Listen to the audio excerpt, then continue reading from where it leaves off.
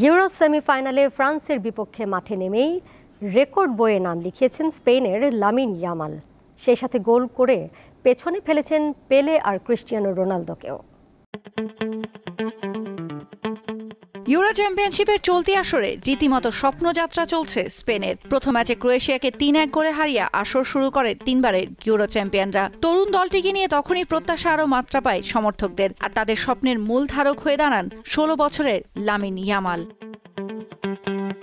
বয়সে খুবই ছোট হলেও বার্সেলোনার মূল দলে খেলার সুবাদে বড় তারকাদের বিপক্ষে খেলার অভিজ্ঞতা হয়ে গেছে ইয়ামালের। ইউরোপ সেরার মঞ্চে তাই প্রতিটি ম্যাচেই তাকে সপ্রতিভ মনে হয়েছে। কিন্তু ফ্রান্সের বিপক্ষে ইউরো সেমিফাইনালের ম্যাচটি ইয়ামালকে নিয়ে গেছে ভিন্ন এক উচ্চতায়। এই ম্যাচে মাঠে নেমেই ফুটবলের রাজা পেলেকে পেছনে ফেলে কোনো মেজর টুর্নামেন্টের সেমিফাইনালে খেলা সর্বকনিষ্ঠ খেলোয়াড় বনে গেছেন তিনি। ১৬ বছর ৩৬২ দিন বয়সে এ ম্যাচ খেলছেন তিনি। এর আগে ১৭ বছর ২৪৪ দিন বয়সে ১৯৫৮ বিশ্বকাপের সেমিফাইনালে খেলেছিলেন পেলে। ৬৬ বছর পর তাকে পেছনে ফেললেন এই স্প্যানিশ উইঙ্গার।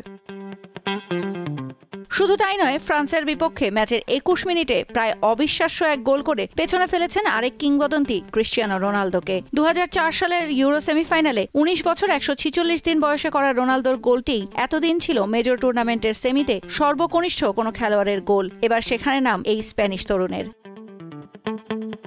১৯৮৮ সালে রাফায়েল গার্ডিওর পর স্পেনের হয়ে সবচেয়ে দূর থেকে করা গোলের রেকর্ডও এখন ইয়ামালের। বার্সেলোনার একাডেমিতে বেড়ে ওঠা এই তরুণকে অন্তত ১ বছর ধরেই লিওনেল মেসির উত্তরসূরি হিসেবে তুলনা করা হচ্ছে। মেসির কোলে তার ছবি নেট দুনিয়ায় ছড়িয়ে পড়ার পর নিজের পারফরমেন্স দিয়েই এবারের ইউরোতে আরও বেশি করে জানাচ্ছেন তার চোখ মেসির রেকর্ডে। তৌসিয়া ইসলাম, দীপ্ত স্পোর্টস।